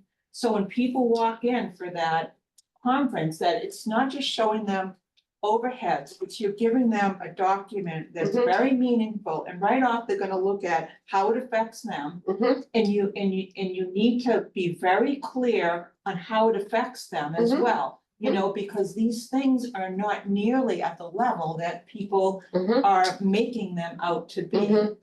And I think that's really important. Good It's idea. just the credibility of this. I will- I know that you've I worked love hard on making that, those documents. and I love that, You're so good at it. and I think we've come a long way. Yeah. Because I think since that meeting, there's been, people are understanding more what this means. Yeah, You know, Yeah. but don't leave it to these big, long presentations, because people lose their focus. Oh, They I just know. wanna know what's in it for me, Mhm. right? Yeah. So that's my 2 cents. okay. I will say one thing that I think is that if you start to think about shrinking down the R5 zone, I think you need to put more importance on the mixed use district in the Railroad Avenue. I think, that gives us an opportunity to actually do something constructive with that area. I think, I don't know. what do you- Yeah, I'm simply just asking, do you wanna see that those as different options and, Sure, you know, it's. yes, Yeah. please, I think thank you. so. Yeah, yeah. We want a buffet table. Yeah. Do we wanna see the West Gloucester Station area modeled as well? Yeah, it is modeled, And but yeah, a little more specific. I think we would dial that in a little bit more to make Yeah. sense with what. Yeah, Bless you. and that is in response to this needs to be spread around, Right. but also following smart growth. Yes. Infrastructure Right. Right. Beverly, I see you, yep.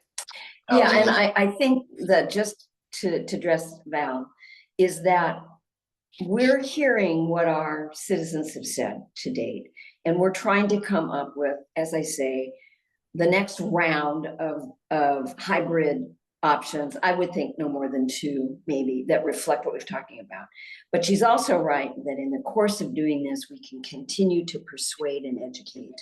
And one thing we might do is start collecting from affected families here in Gloucester, the struggles they're having with finding housing, some kind of, a half a dozen personal things about people, their struggles and what they're finding, so that people in our community understand that the people who are looking for housing are people who are already here.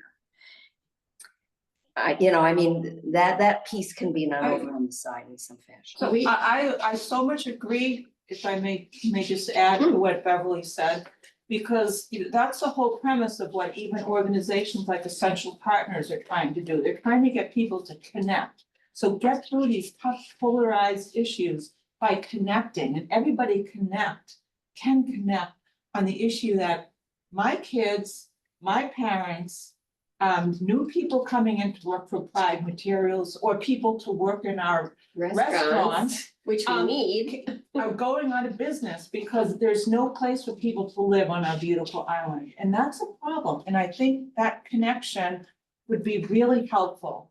So I love that suggestion, Beverly. I'm all in. I heard that doing exact thing many times in the meetings in a box that I did for the comp plan. And I'm sure other Right, I people was there heard at the one same of thing. your sessions. Yeah, and I mean, we could go back to those people and gather their, I mean, I could tell you what I heard, but it's just what you said, but we could have. Yeah. We already have that data. Let's see, Alex, I'm gonna stop sharing. Could you share the, like the R5 symbol scenario that, RKG did? So I would like to suggest for future presentations that this data table to the left of the, is useless to us.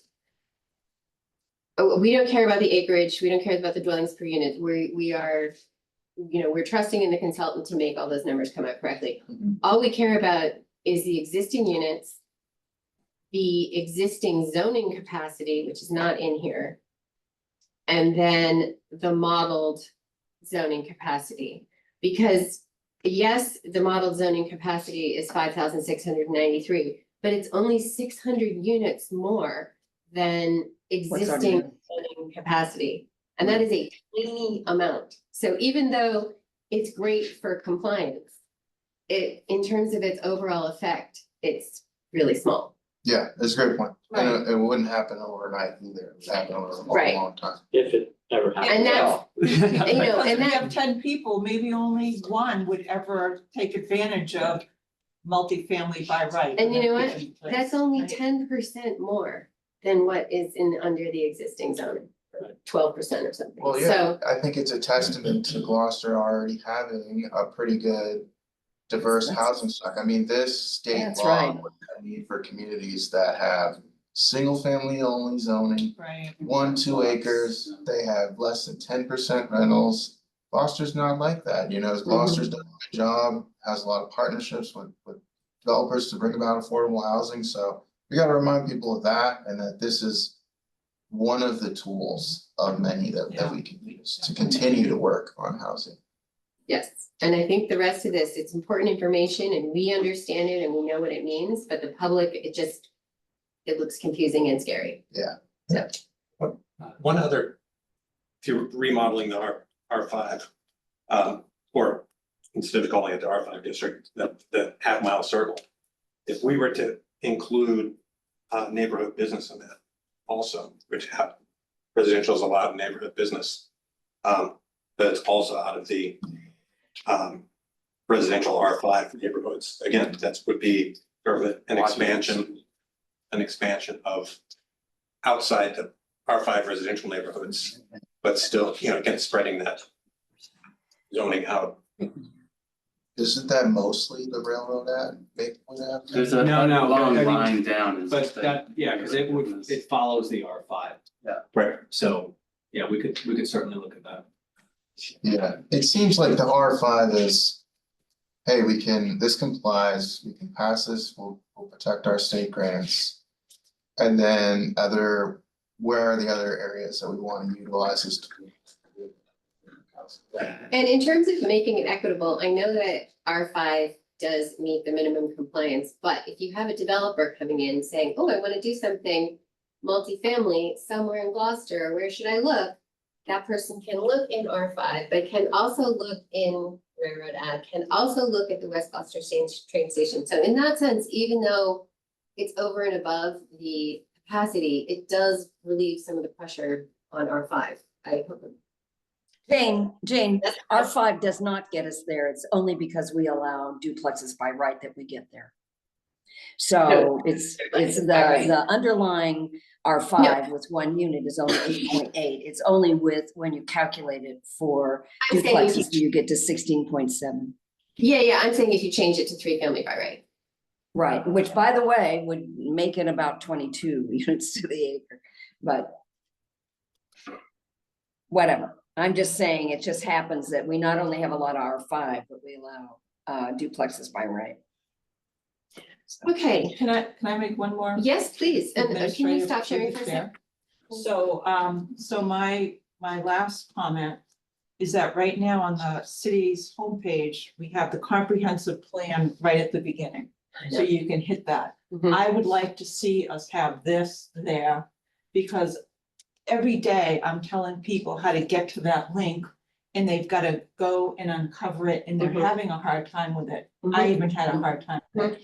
So let's make it simple, because there's great information out there, you know, make sure that Zoom tape from July 2nd is there, and today's meeting is there, and let people get to know this and understand it, even for the counselors, you know, that miss this meeting.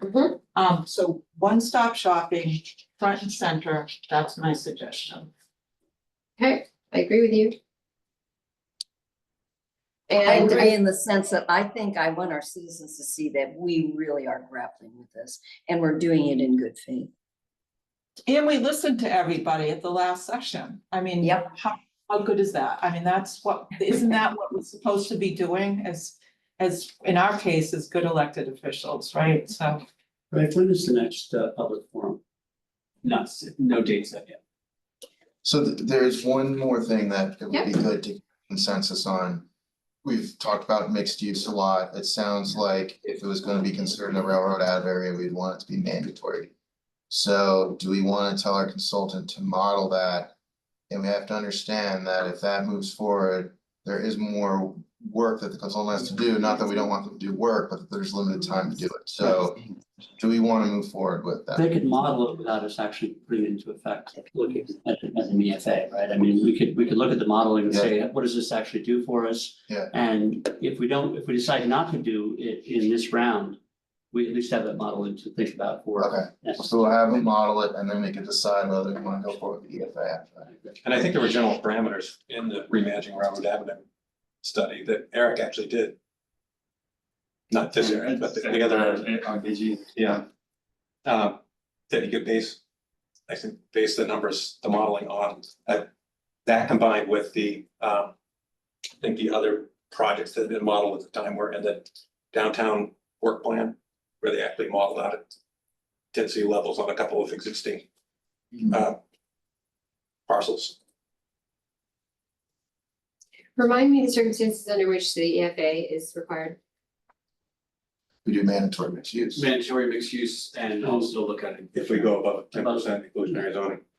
But nothing we're talking about right now is gonna trigger an EFA for inclusionary zoning, right? We're looking at any, Well, if you did the housing authority properties and you actually did higher density there. That's the only thing I see that would be, you need EFA for. The EFA for inclusionary zoning is really straightforward. I feel like we've already made a pretty good. Yeah, you'll be case. able to prove 15% is feasible, but when you're mixing it with mandatory mixed use, that's when it gets. So, sorry, so you would have to do an EFA for the housing. If you're gonna do higher density there, what's the threshold, Greg? 610. 6 units, which I think you would wanna do if you were actually trying to help the housing authority redevelop. That would probably be the one area on here where you would wanna do that. I wouldn't see it happening down in Lexington Ave, Magnolia, because there's no sewer, so you wouldn't want high density there. Yeah, I was seeing Lexington Avenue, we're not targeting that to be 27 units per acre necessarily. Smaller units, Smaller. beyond septic. Yeah. So those are things though, I think we need to figure out sooner than later, because we wanna ask RKG to do an EFA, we gotta make sure they have time to do it. Okay, well, I think this list, I've been refining it as we've been speaking, so. Have we been in contact with the Coastal Housing Authority about what they would see as an optimal?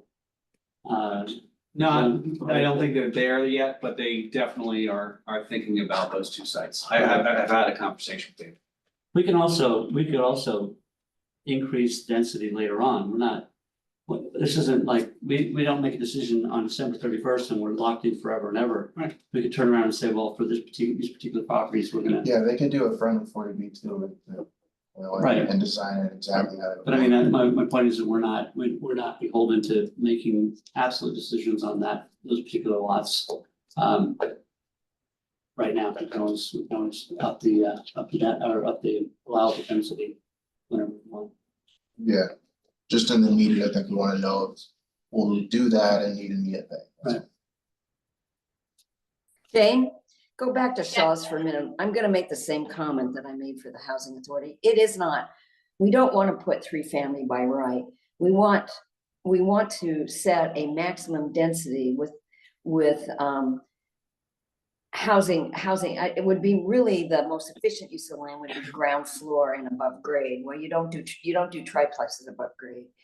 And so you don't want to limit it to 3. You want to look at the maximum allowed density. Unless you wanted 3 really fancy units above Shaw's. Yeah, right. But doesn't that make more sense? What's happening here is we're being bogged down by housing type without thinking about maximum density. That's the issue. And if the maximum density is 15 units to the acre, then you need to give a developer some flexibility in how that's arrayed on the site to maximize it and not dictate the housing type. I think, yeah, I agree. And in reality, how the housing authority idea and the mandatory mixed use idea would be higher density things, Yeah. not three family. Right, I agree. no, they'd have to be higher than 15 units. I mean, if you look at the recent projects that have gone through, affordable, but Harbor Village is 30 units on. They're like 0.4, I think, Yes. and 44 units at the old Y, which is just slightly larger than that, maybe just shy of half an acre there. So that's significant more density. Is underground parking more expensive for a developer? It's very expensive, but as I Oh. said, the Shaw site, depending on the gradation, the drop from eastern down to the back end of that site is on a hill. So when you can build, it's not really underground, you build into the hill, and you have to go look at the Y side. It drops down from Middle down to Main Street, and they built the garage into the hill, and so it was far less expensive. But to Right, I just know excavate, that plaza you're talking about the plaza to the right of Shaw's, right? And there's a whole area behind that location that it has parking. You can loop around those buildings. There's parking in the back. Yeah. Well, you could have some surface parking, but the fact of the matter is surface parking is what makes these sites underutilized. I'm not saying you have to have underground, but you need to, it has to be part of a development program. And, that's what architects and landscape architects are Maybe you for. could just say, sorry for interrupting, Beverly. Oh, that's Maybe you okay. could- With the possibility of underground parking. Yeah. Because this is gonna be kind of our roadmap, and we're kind of brainstorming that, and Yeah. Also, I don't think there's one shopping center area that doesn't have an oversubscription of parking spaces per. Absolutely. We made, when we did the Stop and Shop, we made them expand their parking lot area to an area next to CVS and all that, and I don't think I've ever seen a car parked there in 15 years. I think we way over subscribe, I think, our parking needs for those kinds of facilities. Plus, what happens when you have mixed use, you have shared parking. So, people, the commercial spots are empty at night. And so it may you have a rental product and the renter can use the space from 6 to 8 or from 5 to 8 in the morning, and then it's available for commercial. So you can do some, and there are ways to reduce parking ratios, but we don't have to get into that now. But there's a whole way to do that and a whole methodology for doing that when it comes to developing the project. So, but I agree, our parking ratios in general in this country are too high. Okay, do you guys want to look at this list one more time and make refinements, or are we good to go? I think we're good to go. You've done a terrific job as always, Jane. You think? Yeah, I think so.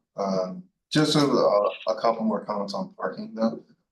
Mandatory mixed use districts, the state won't allow you to have parking requirements for the commercial uses. And also parking, whether it's underground or in general, adds to developers' costs. So the more, Absolutely. I mean, I'm not underestimating that. the less financeable, affordable housing and other things that you want are. Commercial business. Yeah. Having said that, Alex, though, if you can build a 4-story building on Shaw's with ground floor, commercial and 3 floors of above grade housing, the economy of that allows you to have more money to put it into underground parking. I'm not arguing on the, so the point is, we don't have to design it. It's just, there's a lot of options for redeveloping that site to make it far more, far better used, and certainly an option for significant amount of housing. Can I make one more comment Yeah, before we but turn? hang on one second. Can you repeat your second point? Because I didn't write it down. About parking? No, you said parking. The state will not allow parking requirements for commercial. Was there a part B to that statement? Well, just that it adds to development costs, Yeah. so the more parking you require, Right. the harder it is for a developer to finance other community benefits like. Yeah. And it could be harder to actually physically fit the parking on the site. Okay, No, I understand. So you can require parking for residential components. So that's something that's gonna weigh down a pro forma, like in an economic feasibility analysis. If the parking requirements are high, that's gonna weigh down that scale. So it's just something to keep. okay, great. I'm sorry, Val. So Jane, what I was gonna suggest is that we put a date on that. That was our working document I for this did. meeting. And then also make sure that It's dated the July 9th. slides in that are available for the public as an output of this Mhm. discussion. Mm-hmm. Because I think you put a lot of work on this, but this was a helpful process to go through, and I don't wanna lose sight of that, so. Sounds. Okay, we'll make it all available, and Alex, you can take this document to RKD. All right, And I think if there's anything in here that you heard that I didn't write down, feel free to communicate that to them. okay. And what's our next step? Do we need another subcommittee meeting? Do we wanna see what RKG comes up with before we have a full planning board proposal public forum? Depends on how. You know, maybe quickly- an hour's meeting, I don't know, what do people think? I mean, we've worked this pretty well so far, I don't know if we need another 2 hour meeting, but. This, I I don't. think we're depending on when we get the stuff back. Yeah. If they get it back in time for our next meeting, I'd say put it on the next meeting. So if we have the modeling of these options from RKG, maybe we can then just present a game plan for how we show this to the public and gather input and make sure everything makes sense, and then go to the public forum and Mhm. then use that input to narrow it down Mhm. for our proposal.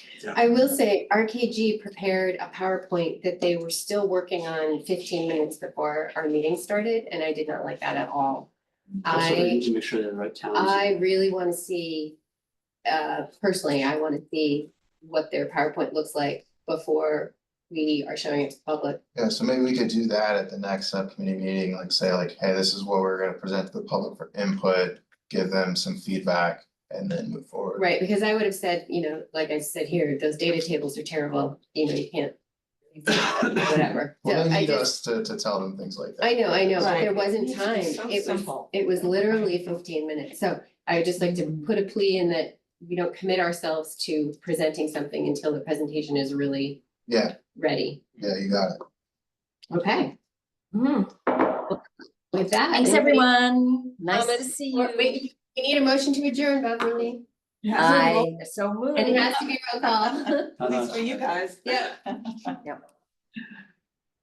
Do we don't wanna put a date for another subcommittee meeting at this point. I think we Yeah. wanna hear back from the consultant, we can't do any more work until we, Very good. and I'm happy to have another joint meeting, I think it's very helpful. Do you? I do. I think it's, And, brings everybody along and wastes less time. I agree. Legally, do we have to vote, and doesn't the P and D also have to vote to close? I just Yes. wanna make Yes. sure we, Yes. So go ahead and make your motion, Beverly. I move that we adjourn, that the planning board side of this meeting adjourn. Okay, roll call vote, I agree. I agree, John, Yes. okay, so, but I think we have to do the same thing for P and D, do we not? All in favor? Aye. Aye. All right. Thank you, everybody. Very good. Thank you so much, everyone, for your time, very constructive. bye Beverly. Alex, welcome. Bye. Are you good? It's been action packed. Yeah, you walked right into the. Weeks. Right. Thanks for coming, Marjorie. We have another meeting tonight at 6:30. 6:30 of the senior central. Oh, that's right. Oh, shoot.